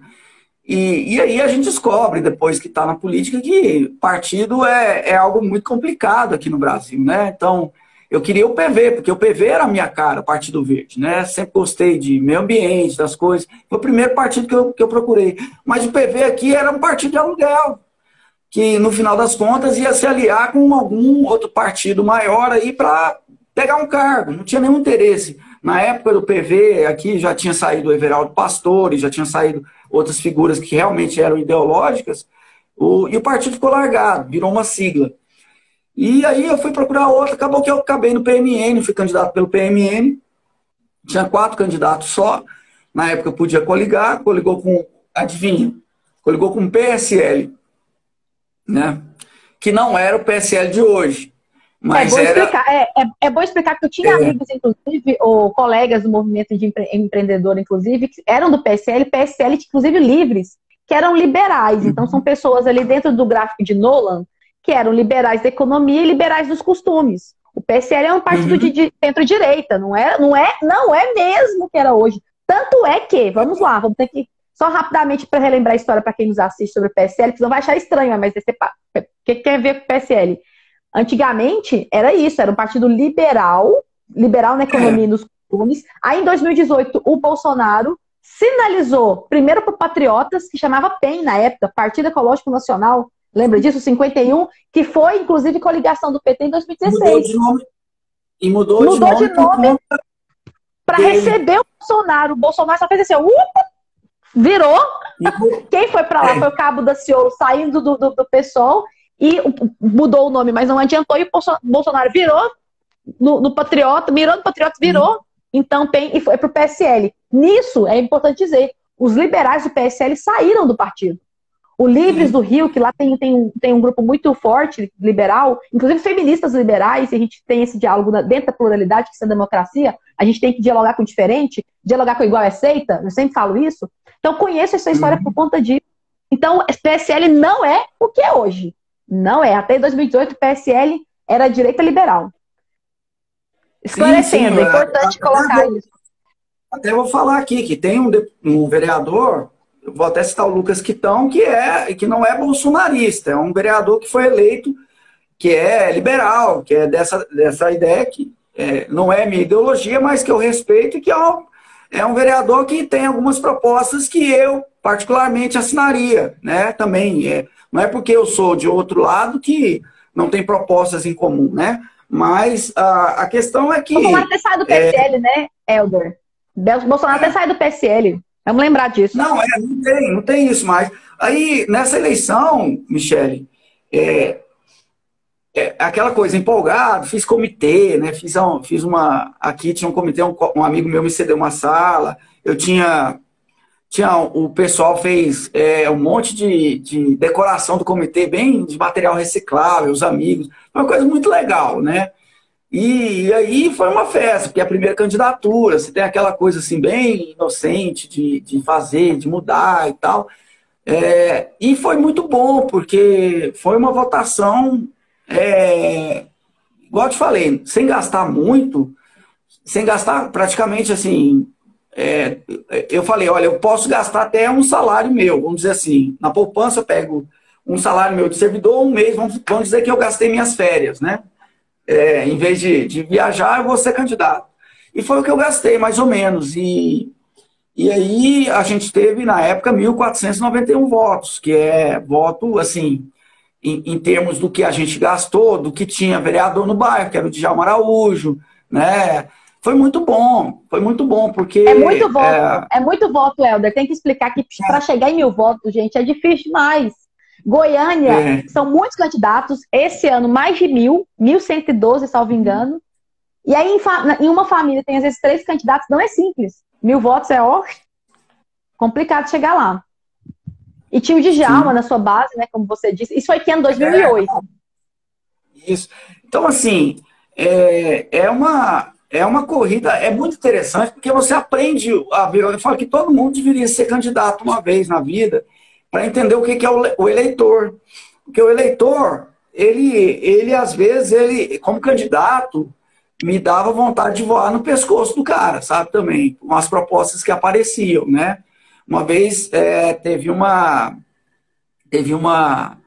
eu estava fazendo uma panfletagem, fazendo algumas visitas aqui na Avenida Planície, no Village Atalaia, ali bem na esquina, onde é a feira ali, né? Bem na esquina, a feira do Morada do IP, do outro bairro aqui. Aí chega um cara e eu tô lá entregando, opa, você é candidato então? Ah, sou e tal. Ah, então vem cá, eu queria conversar um pouco com você. Ah, beleza, vamos conversar então. Pensei que ele ia perguntar sobre alguma coisa, alguma necessidade. Não, eu tenho aqui. Aí ele pegou e abriu a carteira. No que ele abriu a carteira, ele tirou 6 títulos de eleitor. E falou, olha, eu tenho mais 12 lá em casa. Quanto você me paga? Ele foi bem direto. Aí eu falei, olha, eu sei quem compra. Se você quiser, eu te dou o nome do candidato. E dei o nome. Vai lá e vende para ele. Porque ele compra. Agora comigo, que história. Me desculpa. Então, me desculpa, mas eu não estou gravando essa conversa e é bom que não esteja, porque se eu tivesse, eu ia levar isso para o Ministério Público. Porque as pessoas acham que só o político é desonesto. Mas elas não entendem que o político, ele também é eleitor. Ele já foi eleitor, ele é eleitor. Então, ele nasce eleitor.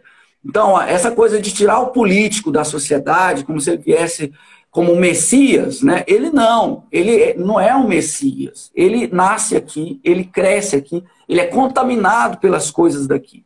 Então, infelizmente, boa parte dos eleitores que acham que querem ganhar alguma vantagem, eles acham que é vantagem virarem políticos, que é um caminho mais curto para ficar rico, que acha que ser político é um investimento e não um serviço. Então, esse que é o dilema. Política para mim não é investimento. Política para mim é um serviço.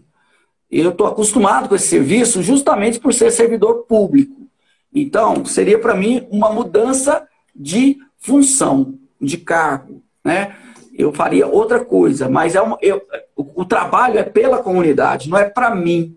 O que eu vou ganhar é o meu salário, como eu ganharia como servidor público, talvez ganhe um pouco mais, mas talvez eu tenha mais atribulações do que teria sendo um servidor público. Talvez seja por isso que a maioria dos servidores não se candidatem, né? Porque sabem que o ônus de ser servidor público já é alto, sendo político talvez seja um pouco mais, E os profissionais liberais também, porque vão ganhar menos, talvez, porque a maioria dos profissionais liberais que tem um tempo já de carreira ganham mais do que um político vai ganhar, um vereador vai ganhar 12 mil, um gerente de vendas deve ganhar muito mais do que isso, um advogado, um dentista, um médico, então, enfim.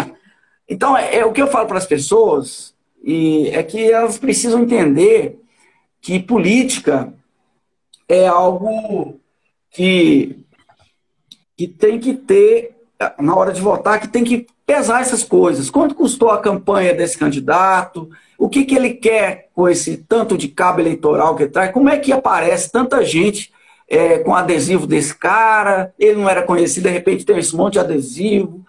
De onde veio esse dinheiro? Por que ele quer ser político?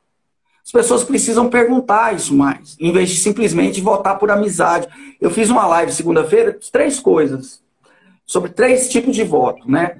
O voto por dinheiro, que é esse do cara lá, quanto é que você me paga? Eu tenho 18 títulos aqui, então você me paga um tanto, eu te dou 18 votos. Tem gente que vende o voto. O outro é que vota por amizade, ou porque algum amigo indicou, ou porque ele é amigo do candidato. Olha, eu já tive muitos amigos candidatos. E eu vou te ser sincero, a maioria deles eu não votaria, porque eu não acho que é a deles, sabe? Eu acho que ele precisaria se preparar mais, melhor, né? Não que a gente esteja preparado para tudo, mas eu acho que conhecer o mundo da política é fundamental, né? Então, e o outro eu voto pelo convencimento, pelas ideias, por trocar ideias, por falar o que você pensa, por ter respostas para o que as pessoas perguntam sobre os problemas da cidade. Então, eu acho que é isso. E como sempre, né, eu tenho falado, e tenho falado muito, né, então vou devolver a palavra para você. Desculpa, Helder, a gente é madruga. Eu já imaginava que, por exemplo, nós estamos chegando agora a 1h30, que é o tempo limite da live que eu tenho feito. Não, e detalhe, até semana passada o Instagram me permitia live de 1 hora. Quando eu vi que poderia mais, que bom, até 4. Mas não vamos chegar em 4 não, pessoal. Hã? Mas foi ótimo, foi ótimo. Mas eu queria te passar a palavra, então, para as considerações finais. Pontuando o que é isso, você sempre com muito conteúdo, com muita consciência do papel que é o vereador, com muita consciência da cidade, não só da região onde você mora, de pautas fundamentais, como o meio ambiente, o próprio serviço público, o Estado brasileiro, que inclusive está sob ataque, e a reforma administrativa é efeito cascata. É União, logo depois Estado, depois município. Então a gente precisa eleger nessas eleições, que talvez sejam as mais estratégicas para o Brasil, as eleições municipais mais estratégicas do país, talvez sejam essa de 2020, que vai determinar 2022, e vai determinar também como essas pautas vão chegar aqui, por exemplo, na prefeitura, aqui na nossa cidade. Questões ambientais, reforma administrativa, saúde, educação pública, de tudo, de tudo. Então, essa talvez seja a legislatura mais importante dos últimos anos da recente democracia nossa. Recente, é importante destacar. E, assim, Helder, agradecer você ter vindo aqui, bater um papo comigo, mais uma conversa, a gente que madruga sempre, a gente poderia ficar aqui tranquilamente, o limite do Instagram, mas facilmente. O que não falta é assunto, e depois a gente ainda pegar a cereja do bolo, ainda falar de esporte, falar de futebol, falar de basquete, falar de esporte que nós dois gostamos tanto, mas infelizmente o tempo e o relógio fica aqui contando pra gente, apontando limites, e devolvo a palavra, agradecendo mais uma vez todo mundo que assistiu com a gente aqui. Foi uma live de sucesso mesmo, Cleia, Petras, Vitória, Bruno, Zuleide, Maria Miranda, Nielton, até a Fabiana Putinelli passou por aqui, que honra, a Fabiana Putinelli passou aqui, fantástica, uma das mulheres que também mais entendem de política de Goiás, uma análise assertiva, apurada, jornalismo sério. É a referência, né, no jornalismo político. Referência do jornalismo político em Goiás, Fabiana. Aliás, referência do jornalismo sério que a gente tanto precisa nessa pauta de mídia que também você como jornalista, eu como radialista, é uma pauta também muito cara pra gente, muito cara, porque em tempos de fake news, jornalismo sério tem sido, assim, nossa tábua de salvação mesmo. Então, agradecer a todo mundo, a Mulheres de Linhas passando aqui, exatamente, Michele, é muito importante essas eleições de 2020.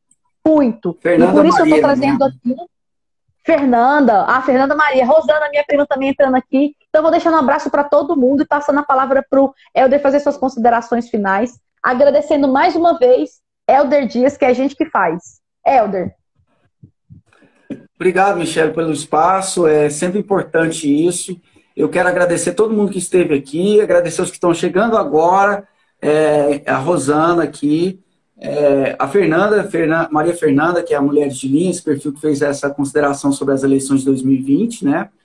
E o Leonardo Rodrigues, o Roberval Silva, que é nosso colega radialista. Aliás, aproveitando, amanhã é o dia do radialista, então eu aqui quero dar meus parabéns, homenagear a todos vocês, na sua pessoa, Michele, também meu amigo Petras que está aí, o Roberval, todos que estão nesse meio, né? Que que eu falo que para mim é tudo comunicador, né? Um diferencio jornalista, de radialista, de qualquer um, marketing, qualquer um que esteja sabe que tem que lidar com a comunicação, mas é um dia especial, um dia de luta, como sempre, para todos nós, em defesa da democracia. E eu agradeço a presença de todos aqui, da nossa vocação que estão aqui, né? Agradecer a Alessandra Vanessa Darks, a Georgia Nedermeyer, a Vanessa Castro, o Paulo Santos, todos são meus vizinhos ou meus amigos e amigas, né? Que estão aqui. O Paulo Henrique também, que é lá do bandeira do PDT aqui em Goiânia. o homem do Grande Ciro Paulo Henrique Gomes aqui, Faria. né? É. Tanta gente boa. A Vitória, minha vizinha aqui também, né? A Carolina Santana, nossa assessora na campanha, uma das nossas pessoas de confiança. E aqui, ó, o Bruno Félix, que também é lá do Popular, nosso colega jornalista também, ele falou aqui, olha, Helder, meu voto para vereador é no meu amigo. Aí eu falei, olha, eu falei que não pode votar por amizade, mas desde que você não se convença do seu amigo, tá? Então, se você Helder, estiver boa. convencido do que o seu amigo pensa, viu, Brunão? Abração, flamenguista. Está por cima da carne seca, né? E aqui eu quero agradecer especialmente, entrou a Marília aqui também, a Cléia, minha Marília, vizinha, Cléia, a o Marília, Alexandre. isso, o Alexandre Malman também, filho da É saudosa amigo em comum. Neidoca. Exatamente, é amigo Jonas, em comum nosso. Alexandre, conheço tem isso, 20 anos, da época pois do é, você movimento conhece a estudantil do PSD, Neidoca. da Neidoca, saudosa Neidoca, um dos sorrisos mais lindos de Goiânia, que alegrava o Sim. nosso clube dos científicos. Saudosa Neidoca, saudosa Neidoca. E o Jonas Abração, também, um Alexandre. abraço pro Jonas Henrique. Abração pro Alexandre, pro Jonas, para todo mundo que tá. Ricardo Ramos, ó, acabando de entrar aqui. Pois é, muita gente boa e eu quero agradecer em especial aqui minha tia Zuleide, que apareceu aqui, que eu não sei se ainda tá vendo, acho que tá. Um beijo, um beijão, te amo. Foi minha primeira professora, Michele, no colégio, no Educandário, professora Valentina, lá do meu ídolo na política, que eu falo que é meu exemplo de político, que é o professor Luciano, né, Vicentino, você deve lembrar dele, que foi deputado várias vezes, foi vereador, foi deputado, uma grande pessoa, uma pessoa que sempre tratou a política com muita ética, muito senso de responsabilidade, foi um exemplo para mim, que também falava sempre assim, olha, Helder, falava assim para todo mundo, né? O mundo tem jeito porque Deus é pai, né? Então, nesse dia, né, que a gente tem essa boa notícia, que é a derrota do Donald Trump, é muito bom estar aqui com você e lembrar disso, né, que eu acho que é uma coisa que a gente precisa ter a esperança, né? Então, a política não é nada sem esperança. Então, que a gente consiga, né, ir para frente e levar a esperança para as pessoas. Eu acho isso é uma coisa que me deixa muito feliz, de poder falar com as pessoas e poder ver que elas têm esperança. Isso é muito importante. Salve, Helder, Obrigado. que lindo.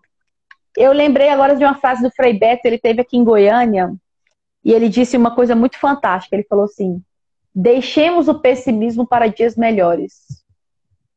Então, bora ser otimista, bora esperançar. Hoje, um dos gritos do fascismo tá indo embora, tô até arrepiei, Helder. Tá sendo muito marcante esse final aqui, porque a gente... Uau, sabe o tanto que isso é importante. E a gente está na política para fazer isso, para dar nossa contribuição ali de beija-flor, mas que no coletivo isso junta uma força. Estou vendo aqui ó, a Mônica Barcelos dizendo aqui, mesmo uma esperança a derrota do Trump.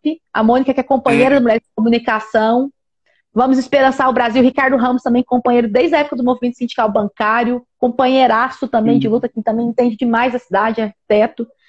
E nós todos aqui, fiquei muito emocionada agora, porque nós somos militantes, ativistas do dia a dia, daqui da rua, que disputa eleição não só de 4 em 4 anos, não, a gente está no dia a dia. Se amanhã você vai para a Feira Itatiaia, você está lá, é todo sábado que você está lá. E isso, Mônica, o pessimismo serve ao status quo. Eu sou uma eterna otimista. Então, bora terminar essa live com muito otimismo, porque hoje é um dia de comemorar. Hoje é dia de comemorar e eu agradeço você me ladear, ô Helder.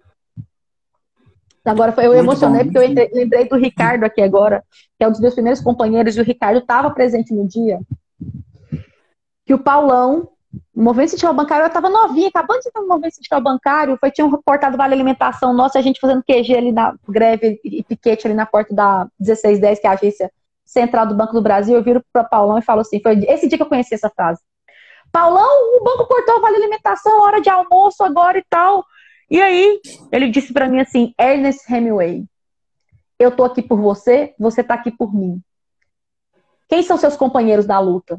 E isso importa mais do que a própria guerra. Somos companheiros, Elders, você foi uma grande conquista para mim. Eu ganhei um partido de amigos esse ano. Ganhei um partido de amigos, eu estou muito feliz. E bora continuar esperançando no otimismo. Uau, Elder. Obrigada. Bora construir uma boa Goiânia. E gratidão demais por estar aqui, viu? Gratidão também por espaço. Obrigado. Bora juntos e juntas. Gente que faz ação coletiva e progressista. Voa, vamos Elder. Juntos. Voa, paz e luz. Voa. Um abraço. Abração. Valeu, beijo, valeu. Valeu. 18, 1, 2, 3.